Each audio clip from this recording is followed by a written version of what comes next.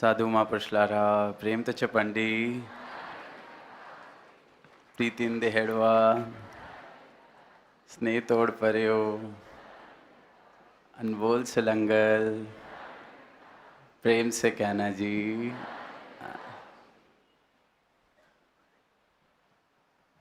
आज हैदराबाद समागम southern states का जो ये आयोजन हैदराबाद शहर में हो रहा है, इसका दूसरा रोज़, और देख रहे हैं कि किस प्रकार संतों ने योगदान दिया, अनेक रूपों में सेवाएं निभाई। तो ये नज़ारा जिसका हम सब आनंद ले रहे हैं, ये मुमकिन हो पाया है सदगुरु की कृपा से। ये अवसर मिला सदगुरु की कृपा से। सेवाओं में सबने अपना योगदान दिया और आज इनकी कृपा से ही परमात्मा का यशोगान, इस दातार का, प्रभु का, ईश्वर का यशोगान एक एक संत, सारा मानव परिवार यहाँ बैठकर कर रहा है। जब जब भी ऐसे खुले मैदानों में ये समागमों का रूप बनता है, सत्संग होता है, तो बात सिर्फ इस ईश्वर की ही की जाती है। बात सिर्फ इस परमात्मा को जान लेने की जाती है। ये आवाज़ दी जाती है कि प्रभु परमात्मा को पाया जा सकता है, प्राप्त किया जा सकता है। इंसान अनेक रूपों से इस ईश्वर को, इस परमात्मा को पूज रहा है, इसकी आराधना कर रहा है। भक्ति जैसे भी उसको बताई गई वैसी करने का प्रयास कर रहा है। आस्था रखता है इंसान, जिस भी रूप में उसे बताया गया बचपन से कि परमात्मा कहाँ है, कैसा है, उस रूप में वह आस्था रखता है। पर जब सद्गुरु जीवन में आते हैं, और युगों युगों से जिसके भी जीवन में आए हैं, इन्होंने ये जो भक्ति वाले भाव इंसान के हृदय में है, दिल में है, ये जो श्रद्धा वाले भाव दिल में है, सद्गुरु ने अपने ब्रह्म ज्ञान से इन भावों को सार्थकता दी। क्योंकि ये परमात्मा मेरी झोली में डाल दिया। परमात्मा क्या है, कहाँ है, मुझे इन आँखों से दिखा दिया। और जब ये परमात्मा का ज्ञान, इसके दर्शन मुझे होते हैं, तो दर्शन से पहले की अवस्था में जो मैं आराधना, अर्चना, पूजा कर रहा था, जिसे आस्था समझ रहा था, जिसे धार्मिक होना समझ रहा था, जिसे भक्ति समझ रहा था, फिर मुझे बात समझ आती है कि भक्ति की शुरुआत तो अब हुई। क्योंकि जिसकी भक्ति करनी है उसका ज्ञान ही अभी हुआ। तो जिसकी भक्ति, जिसकी पूजा, उसका ज्ञान जरूरी है। इसलिए कहा क्योंकि भक्ति की शुरुआत ही तभी हो सकती है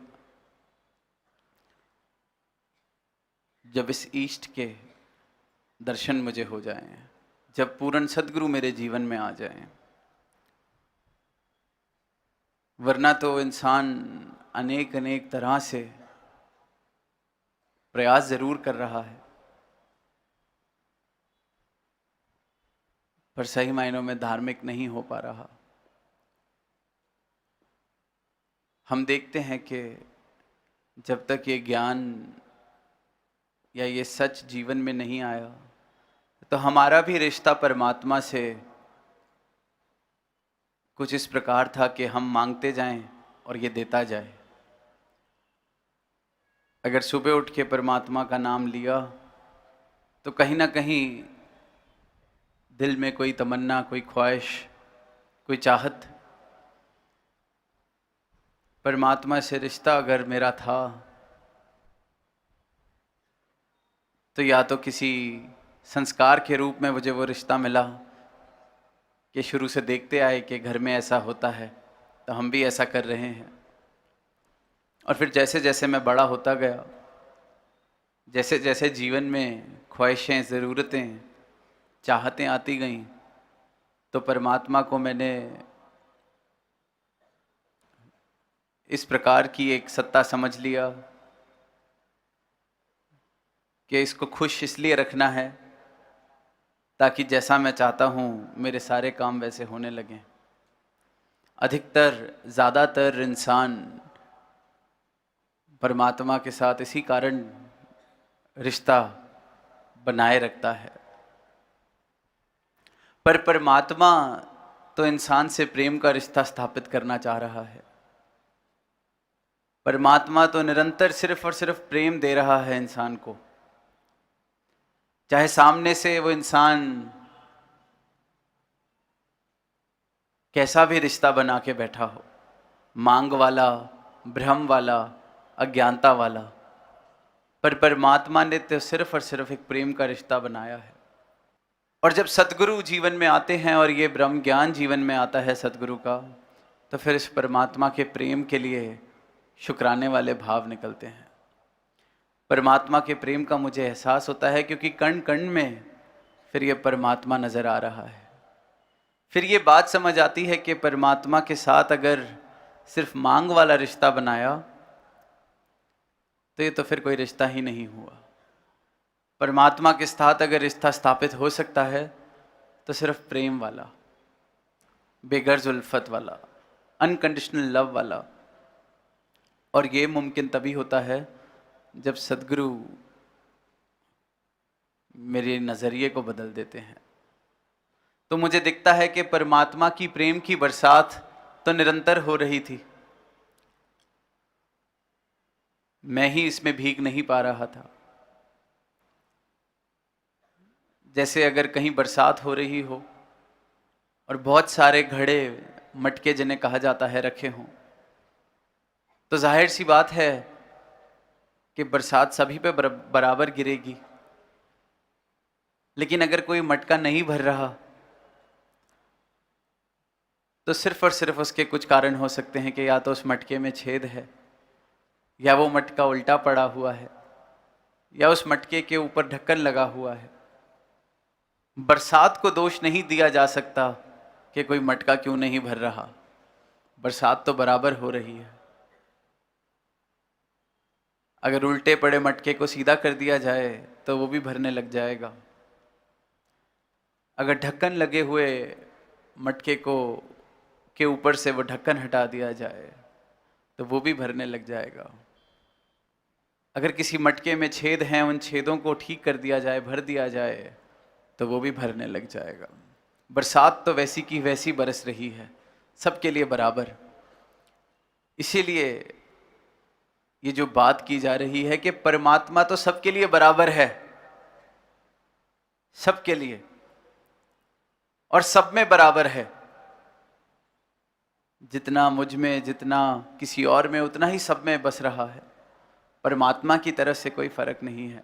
परमात्मा का प्रेम सब पे बरस रहा है।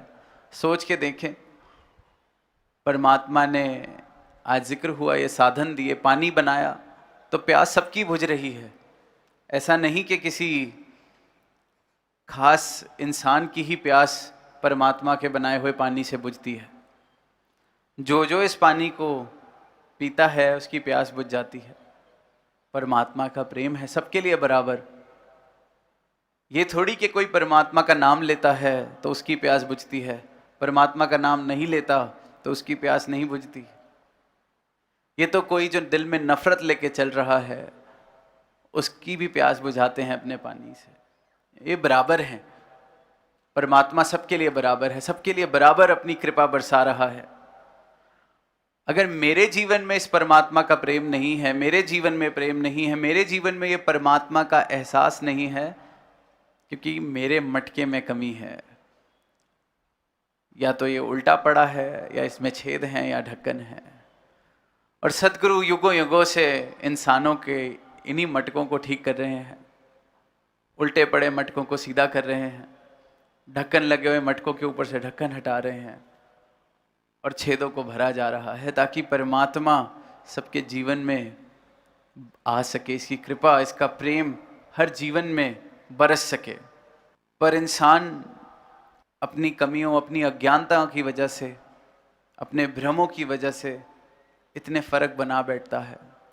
राज्यों के फर्क, रंगों के फर्क, भाषाओं के फर्क, जात पात के फर्क, ये भी नहीं सोचता कि इंसान को इस परमात्मा ने बनाया, और परमात्मा ने ये सारी सृष्टि बनाई। परमात्मा ने तो कोई फर्क नहीं किया। परमात्मा ने तो कहीं ये नहीं कहा कि मेरे बनाए हुए सूरज की रोशनी इस जात के लिए तो है, उस जात के लिए नहीं, इस रंग के लिए तो है, उस रंग के लिए नहीं, इस प्रांत के लिए तो है, उस प्रांत के लिए नहीं। हर इंसान के लिए बराबर है। परमात्मा की बनाई हुई रचना जब भेद नहीं कर रही, तो फिर परमात्मा की बनाई हुई ये जो सर्वश्रेष्ठ, सबसे उत्तम रचना है इंसान, इसमें ये फर्क वाले भाव कहाँ से आ गए? इसमें ये वैर विरोध वाले भाव कहाँ से आ गए? इसमें ये भावना कहाँ से आ गई कि मैं ऊंचा तू नीचा? इसमें ये भावना कहाँ से आ गई कि किसी और को मैं दुख पहुंचाऊं?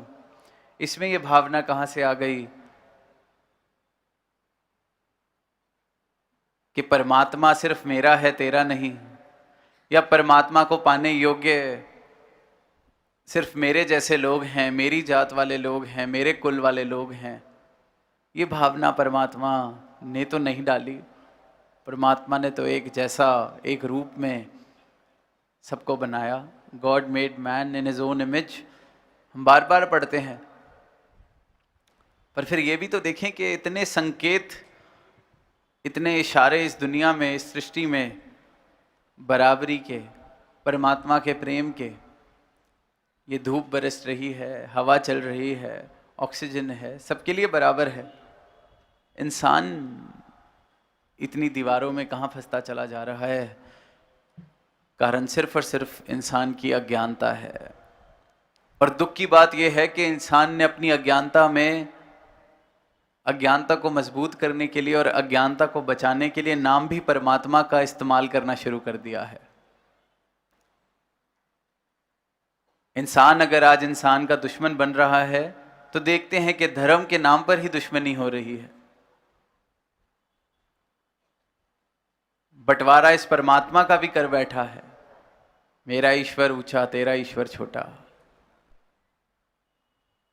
परमात्मा के नाम को उस काम के लिए इस्तेमाल कर रहे हैं जिस काम के लिए इंसान को बनाया ही नहीं गया है, और इसका कारण केवल और केवल अज्ञानता है, केवल और केवल अज्ञानता। और इसी अज्ञानता को मिटाने के लिए सदगुरु अपना ब्रह्म ज्ञान झोली में डाल रहे हैं मानव की, कि इस परमात्मा के दर्शन करो, अपने मूल को पहचानो, अपनी पहचान करो। अपनी पहचान अगर हो जाए तो फिर कैसे अपनी पहचान से विपरीत हम चल सकते हैं?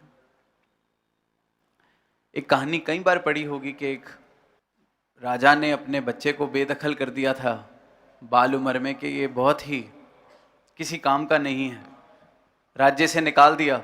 अब वो किसी काम का नहीं था तो ज़्यादा कुछ कर नहीं पाया अपने जीवन के साथ। जहाँ जाए जैसे भी गुजारा कर रहा है, कभी सड़क पे सो रहा है, कभी कहीं किसी से रोटी मांग के अपना गुजारा कर रहा है। कई वर्ष बिता दिए ऐसे जीवन जीते जीते, खुद ही भूल बैठा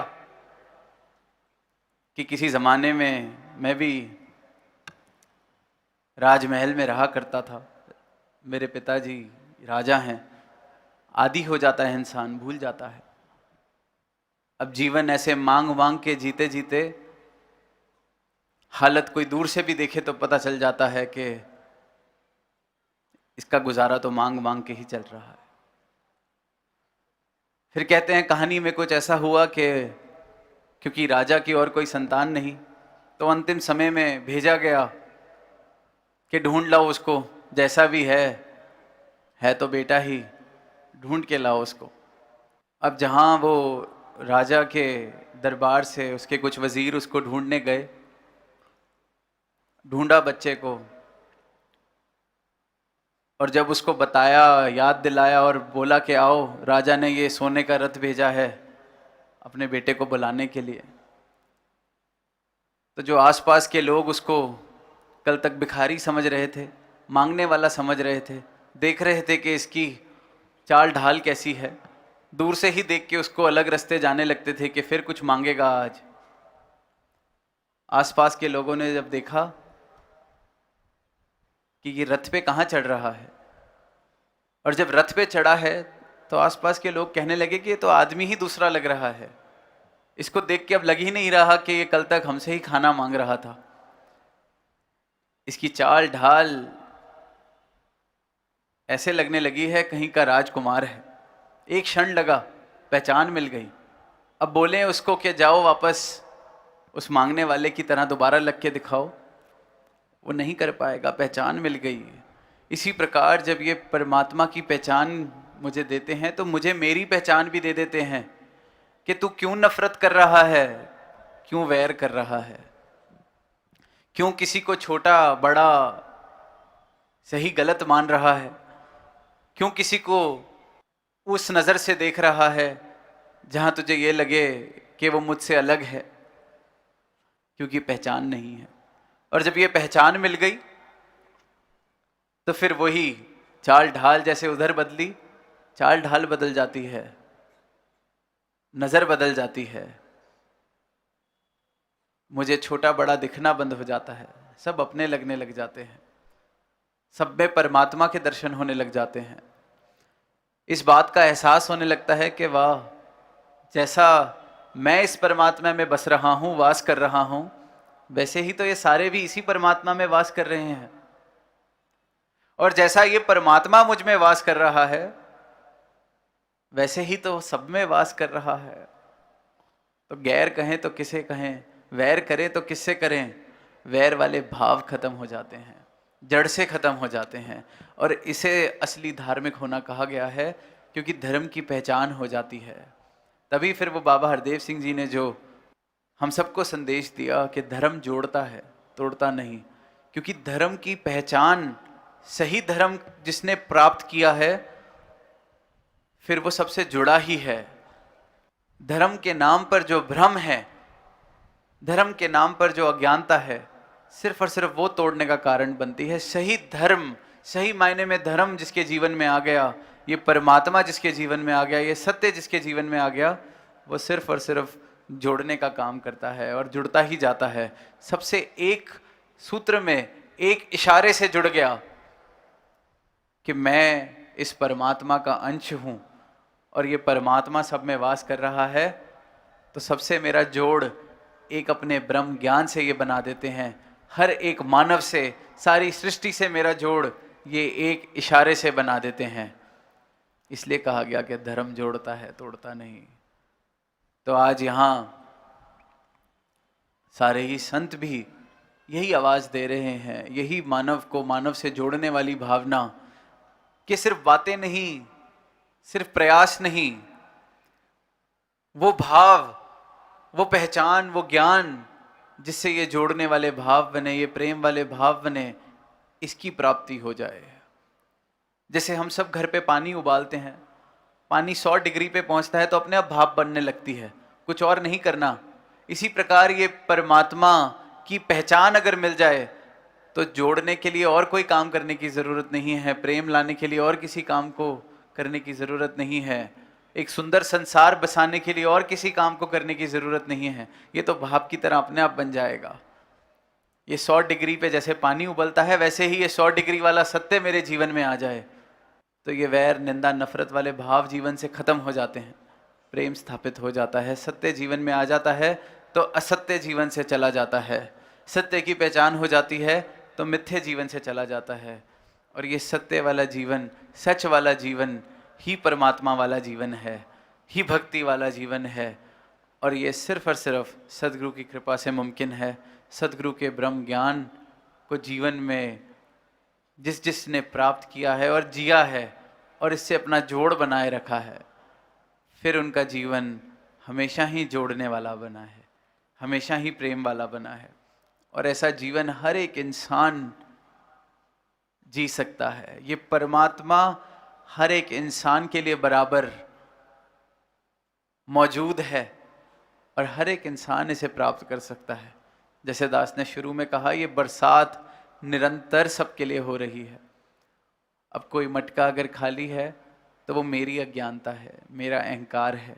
और आज यही आवाज़ दी जा रही है कि इस बरसात में हम भी भीग सकें, अपने अपने पात्रों को हम भी भर सकें, अपने जीवन में इस परमात्मा को शामिल कर लें, इसे पहचान लें, इसे जान लें और इसके साथ एक प्रेम वाला रिश्ता स्थापित करके सारे ही संसार में प्रेम बांटने वाला हम भी जीवन जी सके। प्रेम से कहना आमेन।